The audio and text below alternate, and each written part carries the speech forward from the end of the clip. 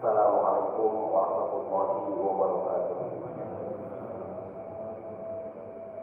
Alhamdulillahilladzi arsala rasulahu bil huda wa dinil haqq liyudhhirahu 'ala ad-dini kullihi wa kafaa billahi shahida.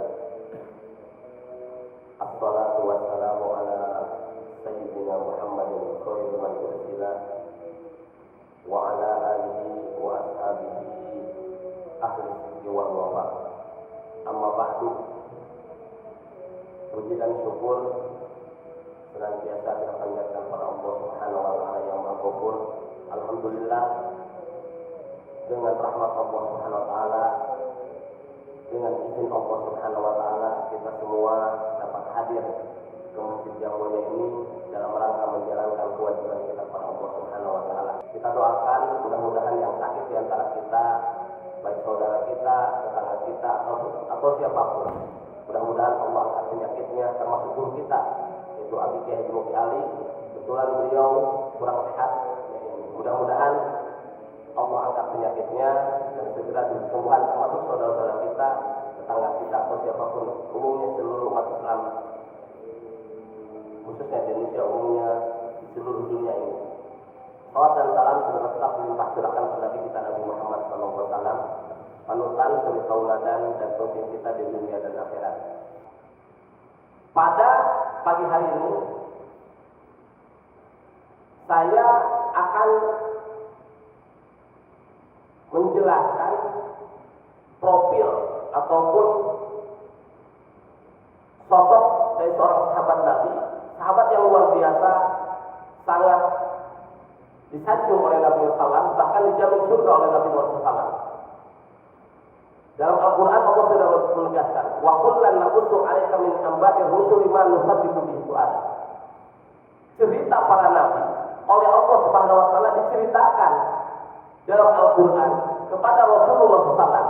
Kenapa Allah menceritakan cerita-cerita para nabi dari mulai Nabi Adam sampai kepada Nabi Isa? Diceritakan dalam Al-Quran, dijelaskan linusabbita bihi fu'adak, untuk menetapkan, untuk meneguhkan hati Rasulullah SAW. Artinya Allah meneguhkan sosok Rasulullah SAW, keteguhan hati beliau dengan diceritakannya cerita-cerita para nabi dan rasul. Kenapa? Karena di balik cerita mereka banyak hal, banyak pelajaran yang diambil, sehingga Rasul pun diajari oleh Allah SWT agar dapat meneguhkan hati untuk selalu atau mengkaji bagaimana cerita para nabi dan rasul ketika mereka berjuang dan berdakwah, ketika mereka berhadapan dengan kaumnya masing-masing. Ada yang betul-betul sangat tidak etis ketika menghadapi dakwahnya para rasul. Ada yang memang sombongnya luar biasa. Ada yang memang menolak secara halus, ada yang menolak secara kasar. Nabi belajar dari cerita-cerita tersebut dalam perjuangan dan dakwah beliau selama beliau di Mekah maupun di Madinah. 13 tahun di Mekah dan 10 tahun di Madinah. Rasul mengalami berbagai hal, ujian dan cobaan. Dan itu pun sudah dialami oleh para nabi sebelumnya. Walaupun mungkin yang dialami oleh nabi lebih besar. Mungkin lebih besar. Tapi bagaimana? Tergantung dari penyikapan Nabi. Nah, oleh Allah diteguhkan hati Nabi Muhammad SAW dengan cerita-cerita para Nabi dan Rasul tersebut. Sehingga kemudian para sahabat Nabi pun pasca Nabi Muhammad SAW wafat selalu menceritakan sirah para Nabi, sirah Rasulullah SAW.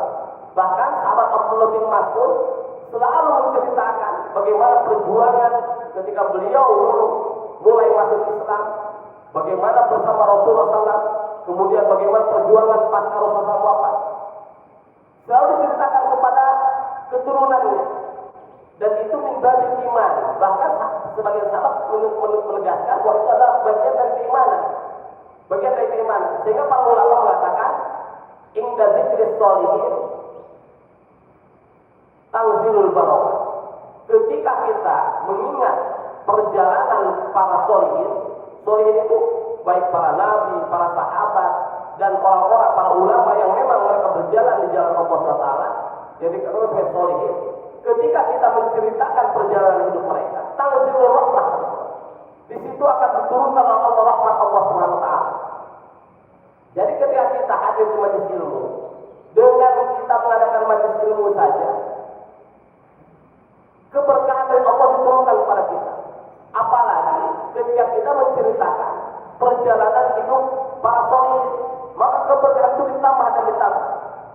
Jadi kalau sekarang yang hadir di sini, secara kasat mata adalah kita saja. Namun pada hakikatnya, sesungguhnya para malaikat pun hadir, ikut dengan kita. Kan dalam hadis Rasulullah SAW, majtama qaumun fi baitin min buyutillah yatluna kitaballah wa yatadarasuna fima bainahum illa nazalat rahmah. Rahmat Allah akan diturunkan. Malaikat juga begitu. Berdatangan hadir bersama kita. Untuk apa? Selain para malaikat datang untuk menurunkan rahmat Allah, mengaminkan, melihat, menyaksikan orang-orang yang menghadiri majelis ilmu, orang-orang yang memang di situ hadir di majelis ilmu, sehingga mereka mulai berdoa kepada Allah Subhanahu wa taala. Doa apa? Pastinya doa-doa kebaikan agar kita diberikan kebaikan oleh Allah Subhanahu wa taala. Kebaikan-kebaikan diberikan pada kita semua. Itu harus kita yakini. Dan ini adalah penegasan dari Rasulullah. Tidak ada satupun kaum yang mereka berkumpul di suatu tempat, kemudian mereka mengkaji kitab Allah, mempelajarinya, kemudian menceritakan berbagai hal yang berkaitan dengan agama, mempelajari hal berkaitan dengan agama, termasuk cerita para nabi dan rasul atau para orang-orang saleh, kecuali rahmat Allah, keberkahan Allah akan diturunkan. Para malaikat juga begitu. Nanti pun akan datang ketentraman tadi. Ini adalah janji dari Rasulullah. Ini adalah janji yang sudah dikasih oleh Rasulullah.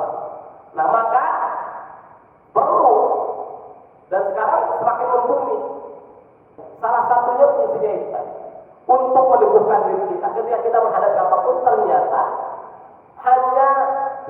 Ternyata peristiwa tersebut hanya orang yang berbeda, tempat yang berbeda, tapi intinya sama. Intinya sama. Jadi apapun yang kita alami sesungguhnya sudah dialami oleh orang-orang terdahulu kita.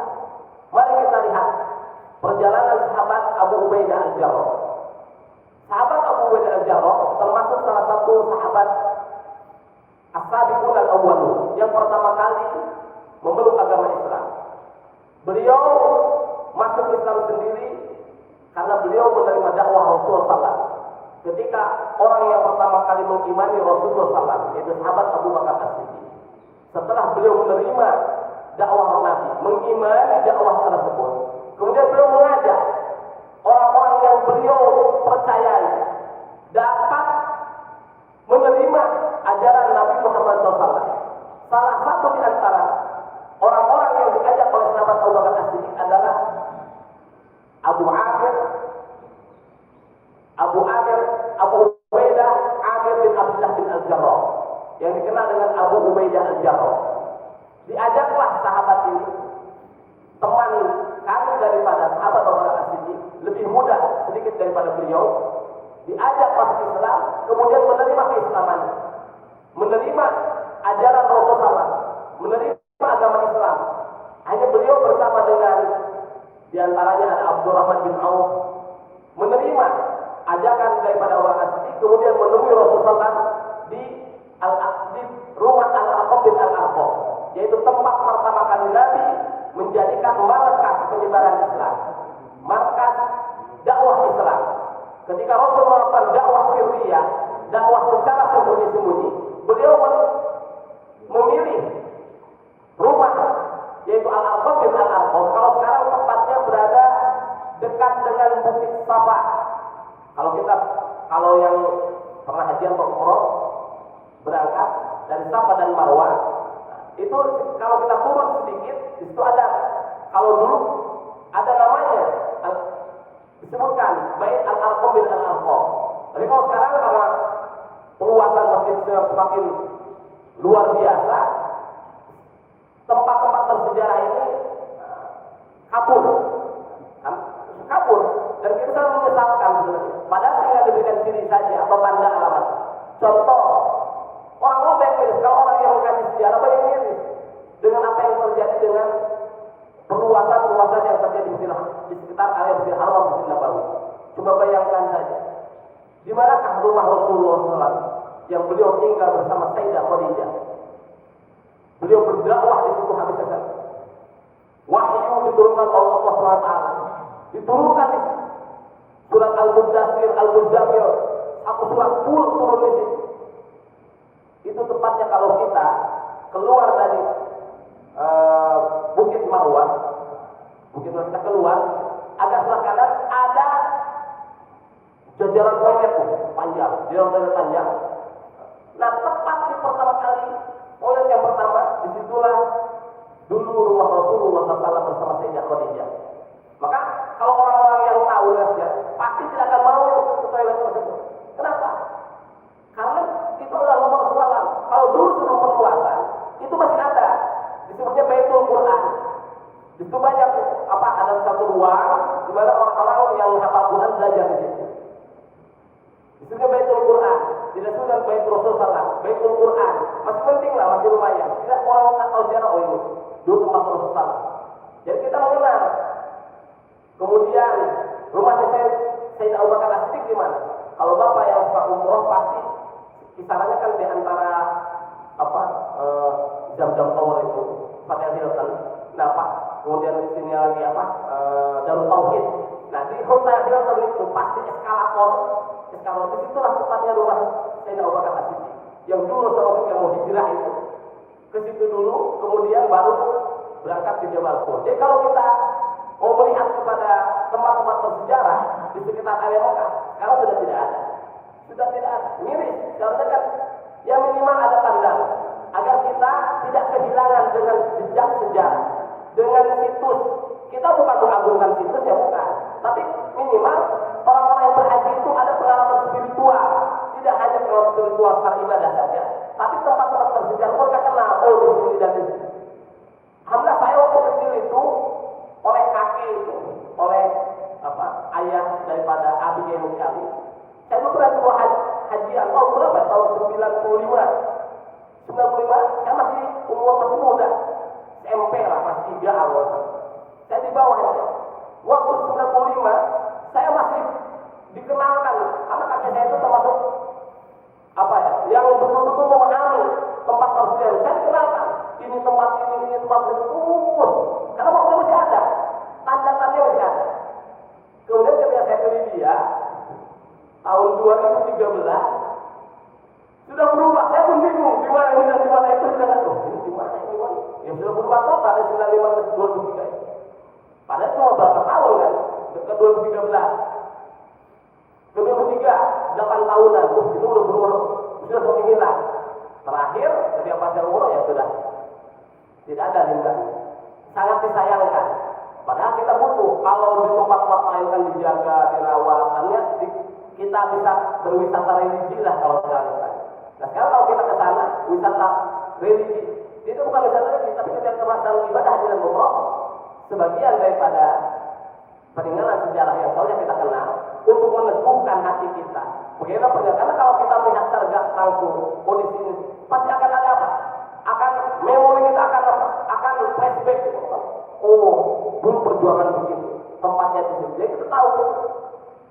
Sehingga kita bisa apa? Bisa lebih menguatkan lagi keimanan kita pada Allah SWT. Nah, sahabat Abu Ubaid Al-Jarrah termasuk salah satu sahabat yang pertama kali masuk Islam. Nah, beliau ini luar biasa. Perjuangannya luar biasa. Bahkan oleh Rasulullah SAW, beliau dijuluki sebagai Aminul Ummah, kepercayaannya umat. Ini bukan berarti bahwa beliau satu-satunya sebagai kepercayaan umat. Inna likulli ummatin amin. Inna likulli ummatin aminan wa inna amina ummati Abu Ubaidah Al-Jarrah. Sesungguhnya setiap umat itu memiliki orang kepercayaan, sosok yang dipercayai, dan sesungguhnya kepercayaan umat ini adalah Abu Ubaidah Al-Jarrah. Itu sabda Rasulullah sebagai pujian tentang sosok sahabat yang luar biasa ini. Nah, ketika memahami sabda Nabi seperti ini, jangan dipahami bahwa hanya sahabat Abu Ubaidah Al-Jarrah sebagai satu-satunya orang yang dipercayai, yang mendapat kepercayaan banyak dan salah satunya adalah beliau. Salah satunya beliau. Ya, kalau dibandingkan sahabat Abu Bakar As-Siddiq, otomatis sahabat Abu Bakar As-Siddiq akan lebih utama, itu sudah pasti. Kemudian perbandingan dengan sahabat Umar bin Khattab, ya pasti Umar bin Khattab lebih utama, lebih banyak lagi.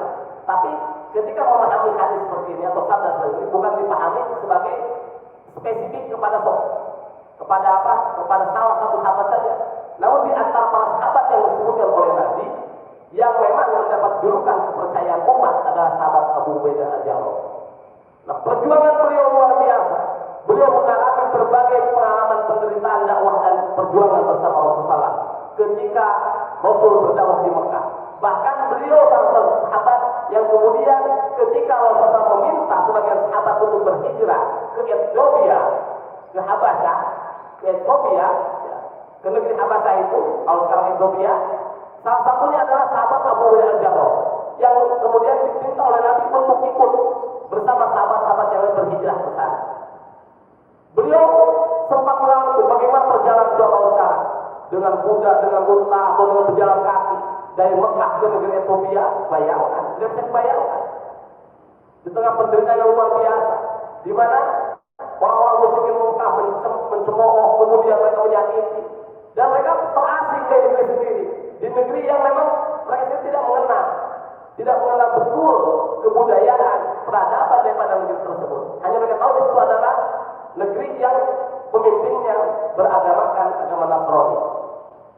Dan pemimpin tersebut adil, selalu melindungi siapapun yang selalu datang kepada mereka, kepada kawasan tersebut.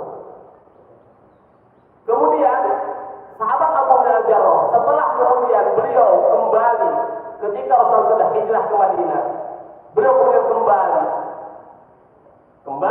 dan akhirnya beliau mengalami dan ikut serta bersama Rasulullah SAW, yaitu ketika perang Badar terjadi. Luar biasa, ketika perang Badar terjadi, sahabat Abu Ubaidah Al-Jarrah, siapa yang dihadapi oleh beliau ketika beliau maju ke medan perang? Ketika perang Badar itu yang terjadi adalah peperangan antara keluarga dengan keluarga, kakak dengan adik, ayah dengan anak. Bagaimana tidak, sahabat Abu Bakar As-Siddiq ketika perang Badar, beliau bertempur melawan ayah sendiri, Abu Muhammad. Sahabat Abu Ubaidah Al-Jarrah sama, beliau berperang dengan bapaknya sendiri. Ali bin Abi Thalib bertempur dengan saudaranya Aqil, yang waktu itu belum masuk Islam. Jadi ketika hal tersebut, saudara menghadapi saudara, keluarga menghadapi keluarga, sehingga sahabat Abu Ubaidah ini salah satu sahabat yang kemudian ternyata di tangan beliau orang tuanya harus meninggal. Tapi dalam keadaan kufur, ketika beliau menceritakan kepada Nabi, beliau sedih.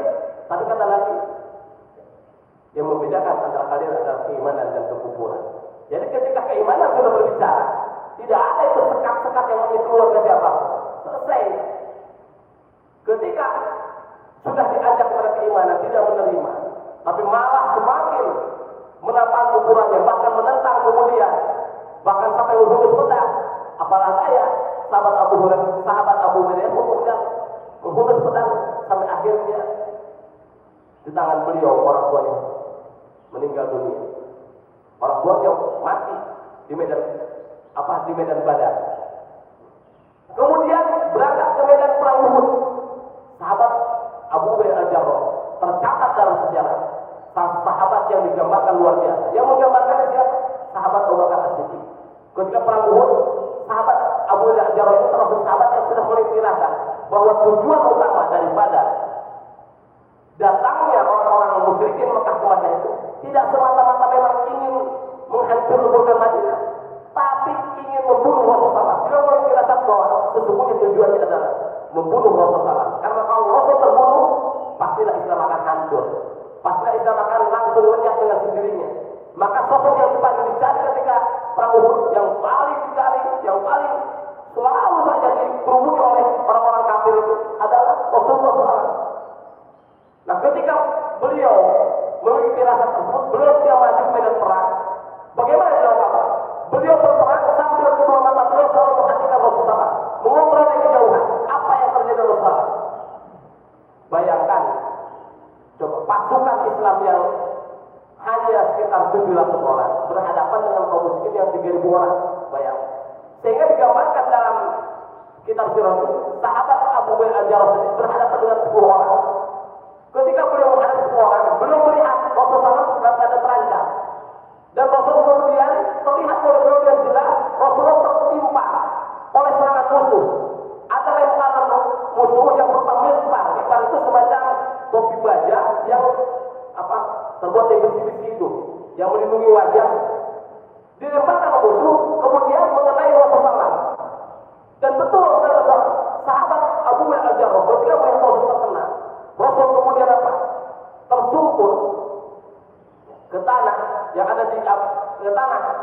ketika perang Uhud tersebut, sahabat Abu Ubaidah al-Jarrah ketika menghadapi musuh, beliau mengamuk bagaikan singa yang kelaparan.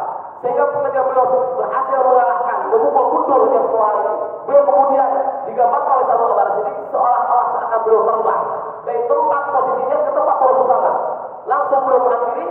Begitu pun sahabat Abu Bakar Siddiq, beliau pun menghampiri Rasulullah dengan segera mungkin. Tapi beliau menggambarkan sahabat Abu Bakar Siddiq bahwa sahabat Abu Hurairah ketika di tempatnya bagaikan seolah-olah seakan terbang dari tempatnya pada Rasulullah. Saking apa? Saking emang begitu perhatian yang pada Rasulullah. Ketika sampai sana hampir berdekat dengan sahabat Abu Siddiq, sahabat Abu Ubaidah kemudian mengatakan, wahai Abu Bakar Siddiq, aku memohon biar aku saja yang mengambil besi-besi yang menancap di dahi Rasulullah. Karena ada dua besi yang menancap di Rasulullah. Akhirnya beliau kemudian ambil besi-besi tersebut dengan gigi-gigi beliau. Sehingga kemudian ketika diambil oleh beliau, copotlah gigi-giginya. Ketika beliau ambil yang kedua, copot kembali giginya, sehingga beliau juluki al-Aqrab, yang penggal giginya, yang penggal giginya karena mencabut besi-besi yang menancap di dahi Rasulullah. Luar biasa perjuangan beliau ketika Uhud, ketika perang Uhud. Namun walaupun beliau gagah luar biasa, beliau terkenal orang yang sangat tawadu, tidak pernah menonjolkan diri. Kemudian beliau selalu mementingkan kemaslahatan umum, kemaslahatan umat. Bagaimana tidak?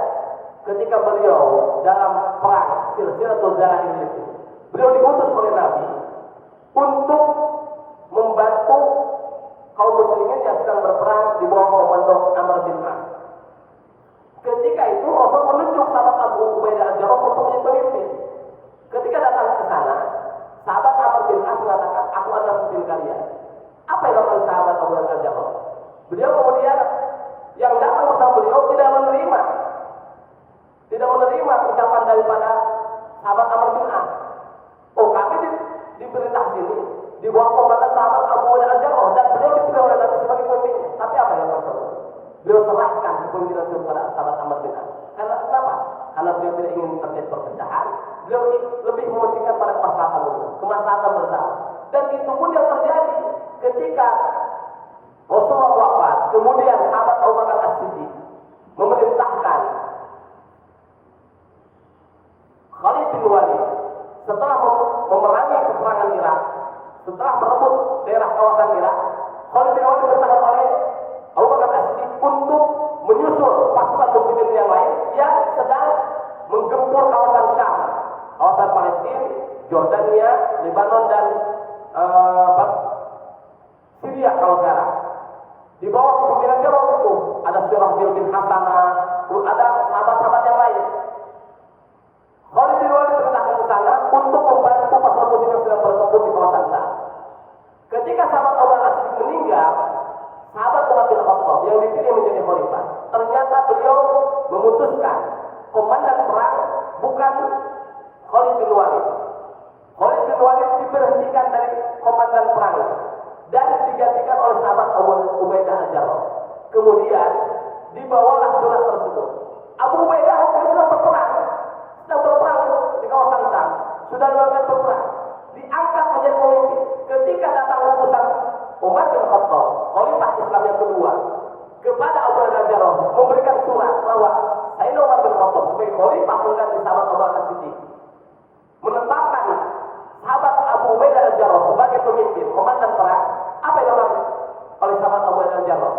Beliau tidak kemudian langsung memberitahu kepada Sayyidina Khalid bin Walid yang waktu menjadi komandan perang, tapi beliau biarkan surat tersebut mengendap di diri beliau. Kata beliau pada utusan Khalifah Sa'ad bin Khattab, jangan kau ceritakan apa yang ada dalam surat ini kecuali kalau nanti sudah selesai peperangan ini. Akhirnya bagaimana? Akhirnya sahabat Abu Ubaidah al-Jarrah ketika peperangan sudah usai, baru kemudian memberikan surat tersebut kepada Sayyidina Khalid bin Walid. Ketika ditanya oleh Sayyidina Khalid bin Walid, wahai Abu Ubaidah al-Jarrah, kenapa kau tidak beritahukan sebelum kita melaksanakan peperangan ini sehingga kau menjadi komandan perang? Kata sahabat Abu Ubaidah al-Jarrah dengan penuh ketawaduan bahwa aku tidak ingin memecah belah umat.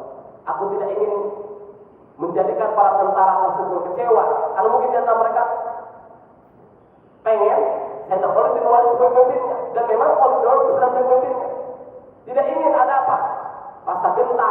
psikologisnya menurun dan lain sebagainya. Beliau begitu perhatian. Sehingga apa? Ketika selesai perang barulah kemudian dihantarkan surat tersebut Sayyidina Khalid bin Walid. Apakah Sayyidina Khalid bin Walid?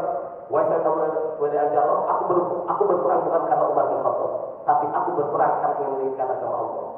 Maka kata Sayyidina Khalid Al-Jarrah, sesungguhnya itu jugalah tujuan.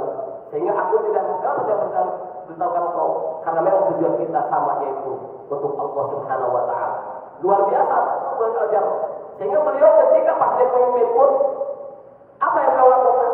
Beliau hidupnya penuh dengan kezuhudan. Ketika Sayyidina Umar bin Khattab datang ke kawasan Syam, padahal beliau adalah gubernur Syamnya, penguasa Syamnya, istana-istana Romawi yang ditinggalkan di daerah Suriah itu Damaskus, dalam genggaman beliau. Tapi apa ketika Sayyidina Umar bin Khattab datang? Ternyata pribadi beliau yang memang penuh zuhud, tetap beliau lakukan itu, walaupun sudah mendapatkan posisi yang luar biasa. Padahal kalau beliau mau, beliau bisa mengambil harta rampasan yang luar biasa. Tapi ketika Sayyidina Umar bin Khattab datang ke rumah beliau, apa yang dapatkan? Hanya sebuah gubuk yang sangat sederhana. Di dalamnya hanya ada tempat makan, tempat menanak nasi, kemudian hanya ada satu ekor kuda. Kita tanya, kenapa hanya ini aja ada pada diri Abu Al-Jarrah? Kata beliau, bukan dunia tujuan kami, tapi tujuan kami adalah Allah. Inilah yang bisa mengatakan kami kepada Allah Subhanahu wa Ta'ala. Karena bisa jadi harta yang nanti akan kami miliki akan ditanya oleh Allah. Betul. Wa an malihi fima iktasaba wa fima anfaqa. Harta akan ditanya, dari mana dan kemana itu akan ditanya. Sehingga sahabat Umar itu zuhud luar biasa. Sahabat Abu Ubaidah Al-Jarrah itu zuhudnya luar biasa.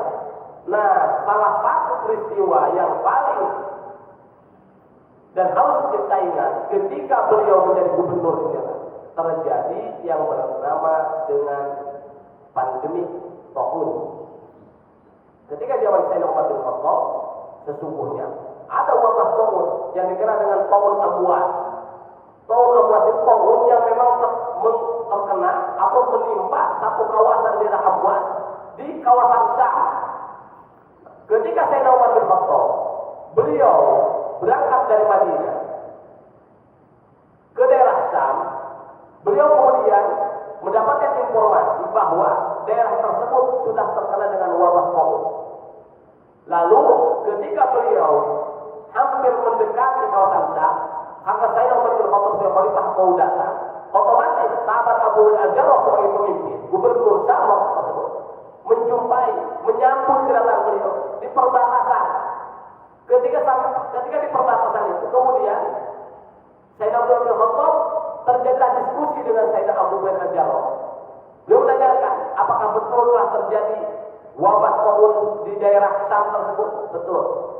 Lalu kemudian ketika membuat informasi tersebut betul valid, maka Sayyidina Umar bin Khattab bermusyawarah dengan para sahabat. Kumpulkan seluruh sahabat. Otomatis terjadi perbedaan pendapat. Ada sahabat yang mengatakan jalan terus, ada yang mengatakan tidak usah. Sehingga kemudian beliau akhirnya mengumpulkan kalangan Muhajirin dan Ansor. Begitupun kalangan Muhajirin dan Ansor terjadi perbedaan. Ada yang mengatakan bahwa tetap harus berangkat ke daerah Syam, walaupun dalam kondisi wabah. Ada yang mengatakan jangan, karena kita perlu menghindar. Akhirnya beliau kumpulkan sahabat-sahabat Rasul yang terbaik, yaitu As-Sabiqun Al-Awwalun, yang ada di waktu tersebut ikut bersama beliau. Akhirnya ketika beliau sedang bermusyawarah, apa? Dari pendapat mayoritas As-Sabiqun Al-Awwalun bahwa Sayyidina Umar bin Khattab dan seluruh orang yang berangkat rombongan bersama beliau jangan memasuki kawasan tersebut. Jangan memasuki kawasan tersebut. Ketika disampaikan itu bahwa keputusan Sayyidina Umar bin Khattab bersama rombongan tidak akan memasuki daerah Syam, sahabat Abu Al-Jarrah sedikit protes. At-tafirru min qadarillah ya amirul mu'minin. Wa in amirul mu'minin, apakah engkau lari dari takdir Allah? Dijawab oleh Sayyidina Umar bin Khattab, na'am, nafirru min qadarillah ila qadarillah. Ya, kami lari dari takdir Allah kepada takdir Allah yang lain. Lalu kemudian sahabat Umar bin Khattab, si khalifah, beliau menggambarkan, jika engkau memiliki unta, sedangkan di depan engkau ada daerah yang subur dan daerah kering, kemanakah unta itu akan engkau berikan pilihan? Pasti akan diberikan kepada wilayah yang subur, bukan wilayah yang kering. Maka begitu pun aku. Itulah maksudku, aku lari dari takdir Allah pada takdir Allah. Ketika selesai beliau mengucapkan tersebut, datanglah sahabat Abdurrahman bin Auf yang merupakan sahabat daripada Abu Al-Jarrah, sahabat Ashabul Awwalun, sahabat juga termasuk sahabat yang dijamin surga. Beliau sudah menceritakan, ada bahwa beliau pernah mendengar sabda Rasulullah, jika terjadi suatu wabah di suatu tempat, maka yang dari luar tidak boleh ke dalam, tidak boleh memasuki, yang sudah memang tertimpa di masa itu tidak boleh keluar. Itulah sebenarnya karantina kalau sekarang, lockdown lah kalau sekarang. Kalau sekarang, nah sudah terjadi. Akhirnya apa? Kemudian sahabat Abu Bakar kembali ke kawasan Syam, Umar bin Khattab kembali ke Madinah Al-Munawwarah. Apa yang terjadi? Sahabat Abu Bakar bersama pasukan beliau bergelut dengan wabah tersebut. Beliau menjadi pemimpin sampai akhirnya apa? Beliau menangani, karena menangani orang yang begitu banyak kena wabah, akhirnya beliau pun terkena sampai akhirnya beliau wafat. Tapi mengatakan apa? Mengatakan para pasukannya bahwa sesungguhnya ini adalah rahmat dari Allah SWT. Ini adalah wabah yang akan mengantarkan yang kepada surga Allah SWT. Kita harus menghadapi dengan sabaran. Jangan kau tanya para sahabat, sebenarnya luar biasa. Akhirnya semua patuh kepada komandan, pada komando daripada sahabat Abu Al-Jarrah. Tidak ada satu pun keluar, tetap di kawasan tersebut. Hanya beliau meninggal, digantikan oleh sahabat Mu'adz bin Jabal yang masih muda, berumur 38 tahun. Seorang penghafal Al-Quran yang paling kenal dengan, yang paling memahami halal dan haram. Bagaimana kemudian sahabat Mu'adz sama pendiriannya, sama seperti sahabat Abu Al-Jarrah. Dihadapi wabah tersebut, akhirnya beliau bertumbang, meninggal dunia. Digantikan lagi oleh sahabat Yazid bin Abu Sufyan. Sama beliau pun terkena. Akhirnya apa? Barulah kemudian ketika sahabat Amr bin As menjadi gubernur, menggantikan posisi sahabat daripada Yazid bin Abi Sufyan, sahabat Amr bin As kemudian yang memutuskan bahwa kata beliau, inna hadzal wajah yasta'illu kama yasta'illun nar. Sesungguhnya wabah ini membakar cepatnya bagaikan api yang membakar rumput-rumput yang kering, kerontang. Maka fakirlu, kalau pergilah ke tempat-tempat yang jauh, ke bukit-bukit, ke gunung-gunungan, sehingga kalian terhindar dari wabah ini. Akhirnya apa? Orang-orang yang ketika mendapatkan namanya instruksi dari gubernur, kemudian apa? Mereka lakukan itu. Nah barulah kemudian informasi ini sampai kepada Sayyidina Umar bin Khattab. Sayyidina Umar bin Khattab tidak komentar. Artinya beliau apa? Menyetujui. Beliau ya sebagai Amirul Mukminin karena memang tindakan dianggap tepat, beliau setujui. Hanya para sahabat atau para umat Islam yang ada di kawasan tersebut, mereka berlari, mereka apa? Pada mencari tempat-tempat perlindungan di kawasan bukit-bukit, di kawasan di gua-gua atau gunung-gunung yang ada di kawasan Syam. Kemudian mereka pergi satu sama lain berpencar. Dan ketika mereka sudah pergi berpencar, ternyata bagaimana? Wabah tersebut dengan sendirinya kemudian apa? Hilang. Artinya di sini apa? Memang perlu ada. Kalau sekarang ya kayak social distancing lah mungkin ya, nggak kayak social distancing. Nah, dijauhkan satu sama lain, dijauhkan satu sama lain. Kenapa? Karena memang ketika terjadi hal yang memang apa, ada satu yang menimpa dan memang mungkin imunitasnya memang lagi drop, bisa terkena. Sehingga kemudian apa? Ini yang dilihat sebagai salah satu penyebab sehingga banyak korban. Waktu itu yang kalau dapat 30 sampai 35 ribu umat Islam yang meninggal dunia ketika tahun Awas itu. Bayangkan 30 ribu sampai 35 ribu orang meninggal dunia dan tahun Awas. Para sahabat banyak meninggal. Sahabat Abu Ubaidah, Jarrah, Mu'adz bin Jabal, Syarhabil bin Hasanah. Para komandan Islam semua, panglima semua. Yazid bin Abu Sufyan, Fadl bin Al-Abbas, keponakannya Nabi. Anaknya sahabat Abbas bin Abdul Muttalib. Kemudian ada lagi siapa? Suhail bin Amr, Abu Janda, sahabat-sahabat Nabi yang meninggal dunia ketika terjadi tahun Awas tersebut. Nah setelah dilakukan kebijakan daripada sahabat Amr bin As, barulah kemudian wabah tersebut mereda. Ketika wabah mereda, akhirnya umat Islam kemudian setelah sekian lama mereka berpencar satu sama lain, ketika wabah mereda kemudian mereka turun kembali, mengisi kembali daerah yang mereka tinggalkan, dan ternyata memang wabah sudah tidak ada. Artinya, memang di sini ada apa? Ada perbedaan pendapat dulu di kalangan sahabat. Apakah ketika terjadi wabah seperti yang mungkin kalau kita ilustrasi sekarang, kita hanya memang ya dihadapi saja lah kita. Tidak usah dengan penuh kesabaran. Siapa yang kena ya kena, siapa yang enggak selesai. Atau memang harus ada upaya lain. Ternyata kalau kita lihat sebagian sahabat melakukannya dengan apa? Dihadapi wabah tersebut. Karena menganggap ini adalah minal asbab minal jannah, daripada asbab yang datang dari surga. Karena memang dalam hadis Nabi kan kalau memang ada apa kita terkena penyakit atau penyakit sakit dan sebagainya kan itu menggunakan dosa dan sebagainya. Tapi ternyata sahabat yang lain melihatnya harus ada upaya yang lebih maksimal, dan itu dilakukan sesudah apa? Setelah para sahabat banyak berguguran, sahabat Amr bin As kemudian melakukan upaya ikhtiar yang lebih maksimal, yaitu dengan melakukan memerintahkan para umat Islam tersebut untuk berpencar ke daerah-daerah yang berbeda, sehingga kemudian satu sama lain akhirnya diselamatkan oleh Allah Subhanahu wa taala. Dan ini kemudian kebijakan ini ternyata diamini oleh sahabat Umar bin Khattab, karena waktu itu beliau sebagai Khalifatul Muslimin, sebagai Khalifatul Amirul Mukminin, pemimpin umat Islam. Apa yang bisa kita pelajari dari pelajaran sahabat Abu Bakar Al-Jarrah? Sahabat Abu Bakar Al-Jarrah ternyata selain beliau adalah seorang yang gagah berani, penuh tawakal, tapi beliau tetap lihat, walaupun beliau sebagai pemimpin, beliau luar biasa, begitu mencintai rakyatnya, begitu mencintai orang-orang yang dipimpin. Bagaimana tidak? Kenapa? Karena dalam satu sejarah disebutkan bahwa Umar Said bin Khattab sangat menyayangi sahabat Abu Bakar Al-Jarrah. Karena beliau orang tawadu, selalu merendahkan diri hati kepada sahabat yang lain. Beliau tidak pernah menonjolkan diri. Semua sahabat respect lah pada beliau.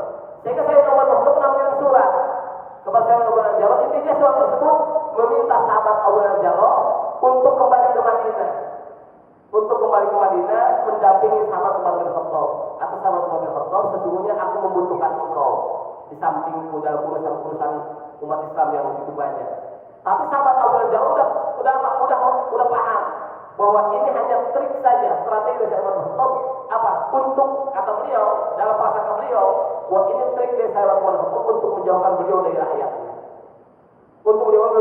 Kata beliau, aku tahu apa yang kau mau, dan aku tahu apa sebenarnya tujuanmu daripada surat ini. Maka aku sampaikan pada kau yang muslim, sesungguhnya aku tidak akan pernah pergi meninggalkan rakyatku yang sedang dalam keadaan tertimpa dengan wabah. Itu jawaban beliau. Sehingga saya Umar bin Khattab ketika mendapat jawaban tersebut, beliau meneteskan air mata sedih. Tapi apa daya? Karena sahabat Abu Bakar itu luar biasa, begitu mencintai rakyat, sehingga apa? Beliau terus layani semaksimal mungkin yang beliau lakukan. Beliau layani, bagaimana?